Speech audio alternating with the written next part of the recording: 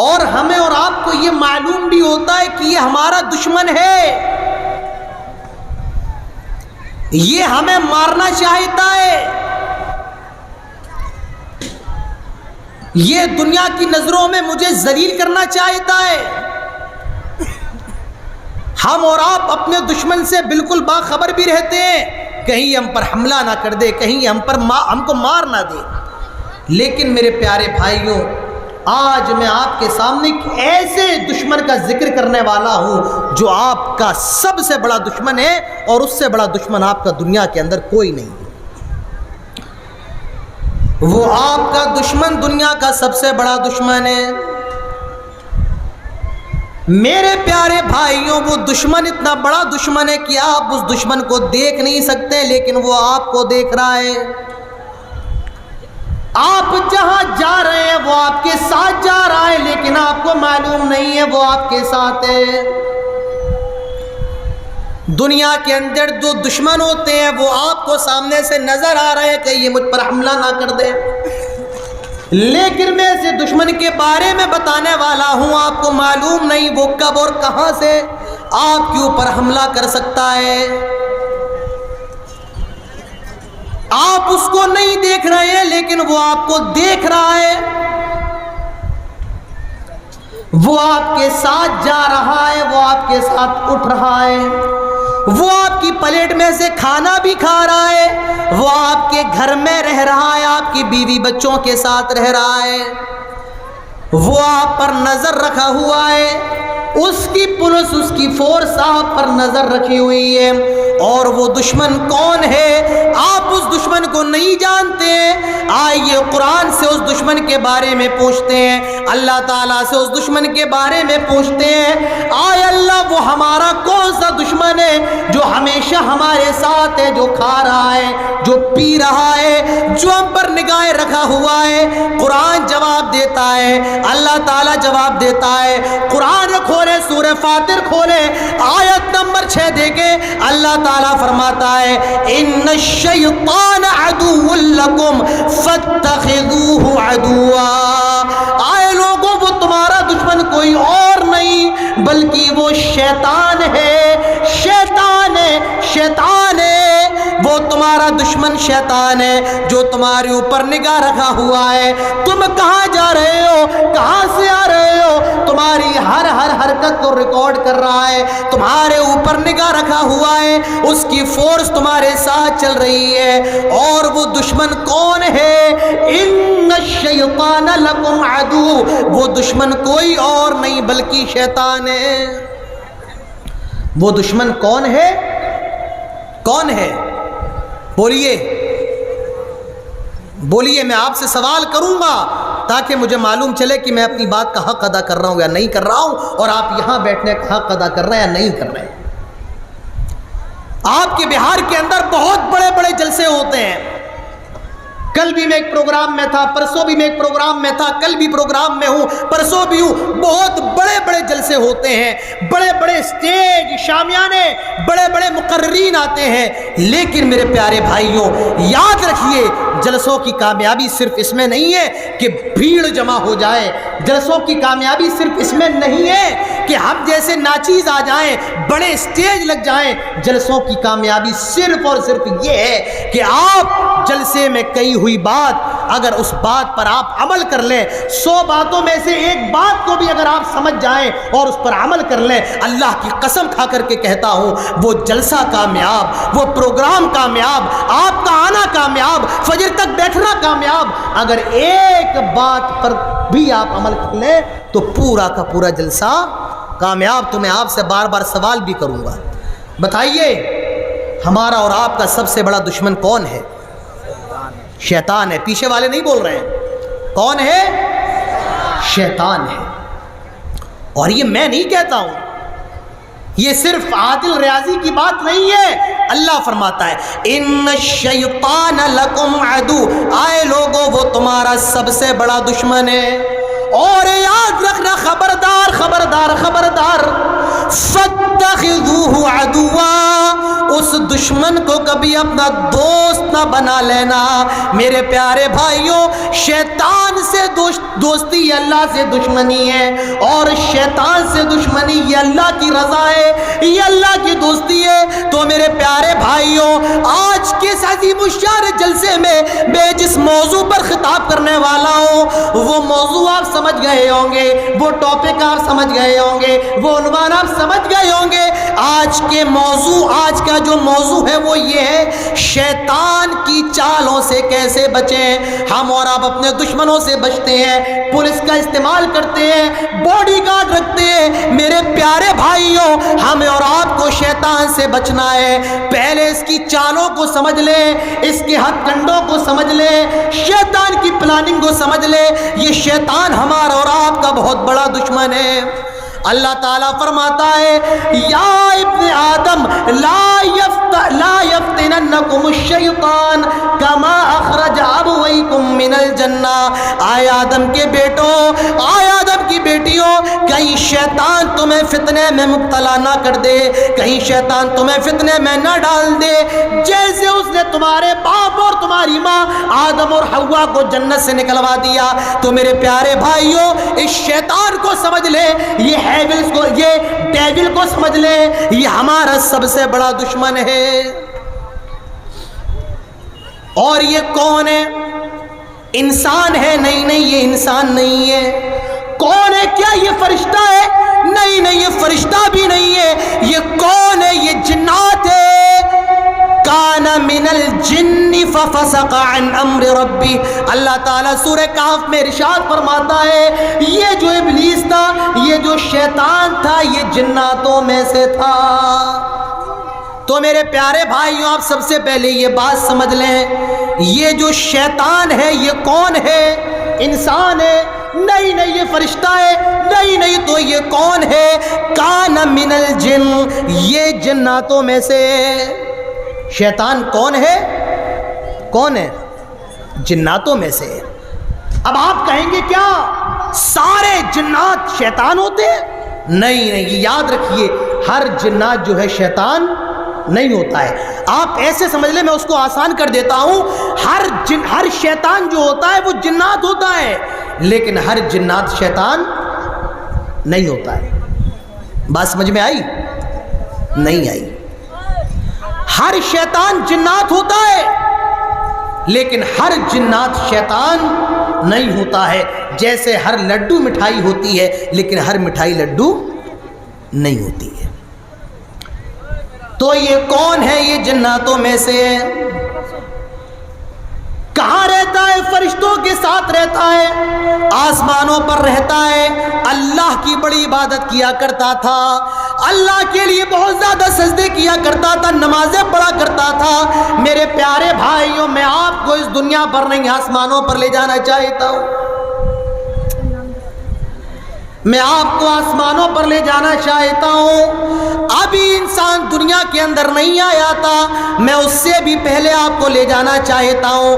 آؤ چلو انسانوں کی تاریخ سے پہلے چلتے ہیں اور شیطان کو سمجھتے ہیں۔ یہ شیطان کون ہے؟ پورنیا کے لوگوں، آج سے پہلے شاید آپ نے یہ تاریخ نہ سنی ہو، آج سے پہلے آپ نے یہ ہسٹری نہیں سنی ہوگی۔ چلو آسمانوں پر چلتے ہیں۔ یہ ابلیس ہے، جنات ہے، لیکن یہ اللہ کی بڑی عبادت کیا کرتا تھا۔ اللہ نے اس کی عبادت سے خوش ہو کر اس کو فرشتوں کا مقام دے دیا تھا۔ یہ فرشتوں کے ساتھ رہا کرتا تھا، فرشتوں کے ساتھ عبادت کیا کرتا تھا، فرشتوں کے ساتھ زندگی گزارا کرتا تھا۔ اللہ تعالیٰ فرماتا ہے، وَإِذْ قَالَ رَبُّكَ لِلْمَلَائِكَةِ إِنِّي جَاعِلٌ فِي الْأَرْضِ خَلِيفَةً أَتَجْعَلُ فِيهَا من يفسد فيها ويسفك الدماء ونحن نسبح بحمدك ونقدس لك قال إني أعلم ما لا تعلمون۔ اللہ تعالیٰ سارے فرشتوں سے کہتا ہے، آئے فرشتوں، میں زمین کے اندر ایک مخلوق پیدا کرنے والا ہوں، میں ایک مخلوق بنانے والا ہوں، میں انسانوں کو بنانے والا ہوں۔ فرشتے کہتے ہیں، اتجعل فیہا من یفسد فیہا ویسفک الدماء، آئے اللہ تو کیوں اس نئی مخلوق کو بنا رہا ہے؟ آئے اللہ کیوں تو انسان کو بنا رہا ہے؟ آئے اللہ کیا تو نے دیکھا نہیں؟ آئے اللہ کیا تو جانتا نہیں ہے جیسے تو نے جناتوں کو بنایا وہ خون خرابہ کرنے لگے، وہ لڑائی جھگڑا کرنے لگے، وہ ایک دوسرے کو مارنے لگے، آئے اللہ یہ انسان کو جب تو بنائے گا، آئے اللہ جب اس نئی مخلوق کو پیدا کرے گا، یہ بھی ایک دوسرے کو مارے گی، یہ بھی ایک دوسرے کی گردن پر تلوار چلائے گی، ایک دوسرے کے سینوں میں بندوق چلائے گی، گولی مارے گی۔ آئے اللہ کیوں تو اس نئی مخلوق کو پیدا کر رہا ہے؟ آئے اللہ یہ لڑے گی، خون خرابہ کرے گی، ایک دوسرے کو مارے گی، پیٹے گی۔ اللہ تعالیٰ فرماتا ہے قال انی عالم ما لا تعلمون، آئے فرشتوں جو میں جانتا ہوں وہ تم نہیں جانتے ہو، میں تمہارا خالق ہوں، میں تمہارا رب ہوں، میں نے بھی تمہیں بنایا ہے، جو میں جانتا ہوں وہ تم نہیں جانتے ہو۔ پھر اللہ تعالیٰ انسان کی تخلیق فرماتا ہے، اور جو سب سے پہلا انسان بناتا ہے ہم سب کے باپ جن کا نام آدم علیہ السلام ہے، کہاں بناتا ہے؟ اللہ کے نبی ارشاد فرماتے ہیں لما صور اللہ آدم فی الجنہ وترکوا ما شاء، سب سے پہلے اللہ تعالیٰ نے جنت کے اندر آدم علیہ السلام کی مورتی بنائی، اسٹیچو بنایا۔ کہاں بنایا؟ جنت کے اندر۔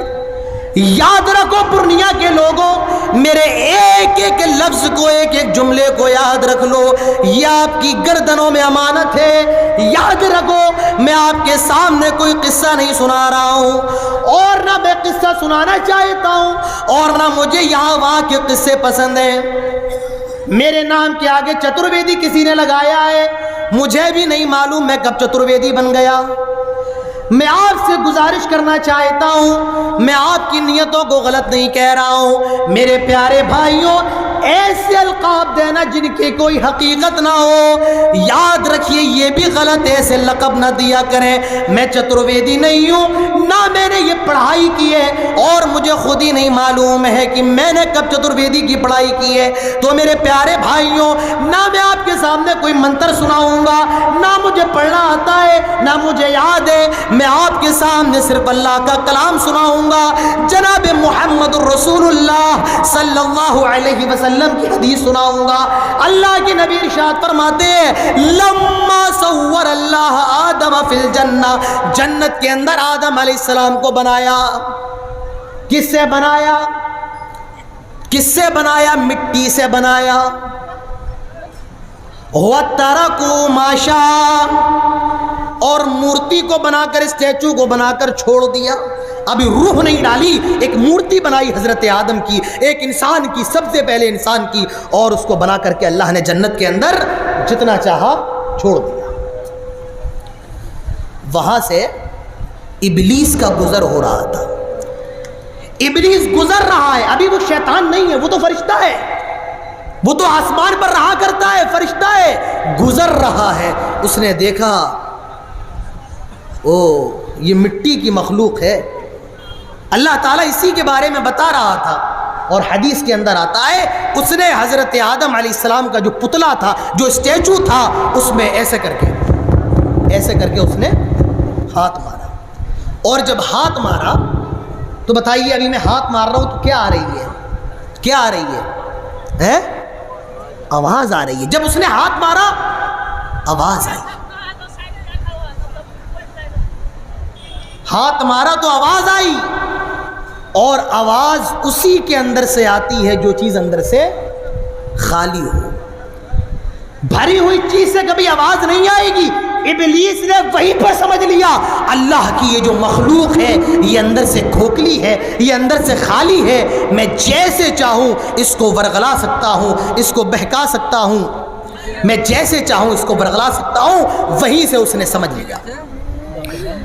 پھر کچھ دن کے بعد اللہ تعالیٰ نے اس کے اندر روح پھونک دی. کچھ دیر کے بعد یا کچھ دن کے بعد اللہ نے روح ڈال دی, اور جیسے ہی روح حضرت آدم کے جسم میں پڑتی ہے, سب سے پہلا جملہ حضرت آدم کی زبان سے جو نکلا وہ یہ تھا, الحمدللہ, تمام تعریفیں صرف اللہ کے لیے ہے. انسان کی زبان سے سب سے پہلے نکلنے والا, سب سے پہلے انسان کی زبان سے نکلنے والا جملہ یہی ہے, الحمدللہ. کریے آپ کریے.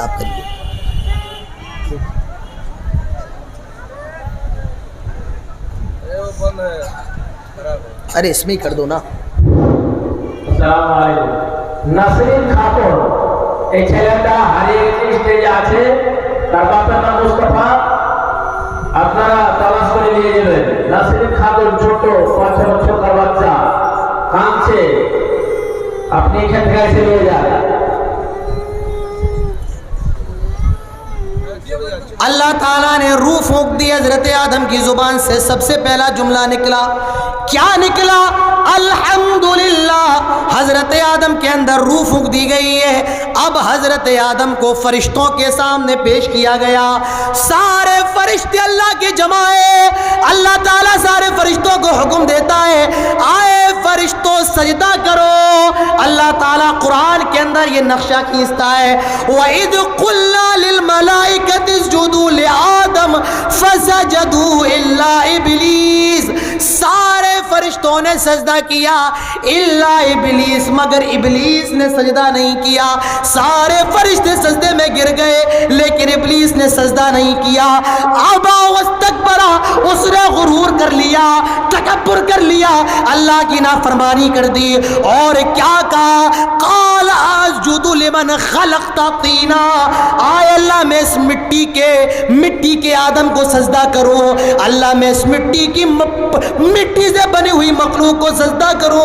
اللہ تو نے مجھے آگ سے بنایا ہے, اس کو مٹی سے بنایا ہے, لہٰذا میں اس کو سجدہ نہیں کر سکتا ہوں. قرآن کہتا ہے ابا واستکبرا, اس نے ایک حکم کی نافرمانی کر دی. واستکبرا, غرور کر لیا, تکبر کر لیا. وکان من الکافرین, او ابلیس اب تجھے یہاں رہنے کی ضرورت نہیں ہے, نکل جا, چلا جا, مردود ہو گیا, دھتکار دیا گیا. وَكَانَ مِنَ الْكَافِرِينَ, وہیں سے دھتکار دیا گیا. اور آج بھی جب ہم اعوذ باللہ پڑھتے ہیں اخیر میں یہ ضرور کہتے ہیں مِنَ الشَّيْطَانِ الرَّجِيمِ, اللہ میں اس شیطان سے تیری پناہ چاہتا ہوں جو تیرے دربار سے دھتکار دیا گیا ہے, جو مردود ہو گیا ہے, جو دھتکار دیا گیا ہے. تو اللہ تعالیٰ فرماتا ہے ایک حکم کی نافرمانی کر دی, ایک حکم کی, بس تکبرا, کبر کر رہے, گھمنڈ کر لیا, تکبر کبر کا شکار ہو گیا. اللہ فرماتا ہے کیا اب رہنے کی ضرورت نہیں ہے. وَكَانَ مِنَ الْكَافِرِينَ, اور وہیں سے اسے کافر قرار دے دیا گیا. آپ یہ کہہ سکتے ہیں, بڑے پکے اہل حدیث ہیں آپ, یہ کہہ سکتے ہیں کہ بھائی سجدہ اللہ کے علاوہ کسی کے لیے جائز نہیں ہے. بات سمجھ میں آ رہی ہے؟ آ رہی ہے نہیں آ رہی ہے؟ تو ہاں کہو, 2 کلو کی کھوپڑی سے اچھا ہے 200 گرام کی زبان ہلا دو. بات سمجھ رہے ہو نہیں سمجھ رہے ہو؟ سمجھ رہے ہو, سمجھدار لوگ ہیں. آپ یہ کہہ سکتے ہیں کہ سجدہ صرف کس کے لیے ہے؟ کس کے لیے؟ اللہ کے لیے. اور اللہ کہہ رہا ہے کس کو سجدہ کرو؟ آدم کو, انسان کو. آپ کہہ سکتے ہیں اللہ کے علاوہ کسی کے لیے سجدہ جائز ہی نہیں ہے. تو یاد رکھیے میرے پیارے بھائیوں, وہ جو سجدہ تھا, اللہ نے جو حکم دیا کہ سجدہ کرو, وہ سجدہ کیا تھا؟ ہاں, وہ سجدہ تعظیمی تھا, وہ سجدہ عبادت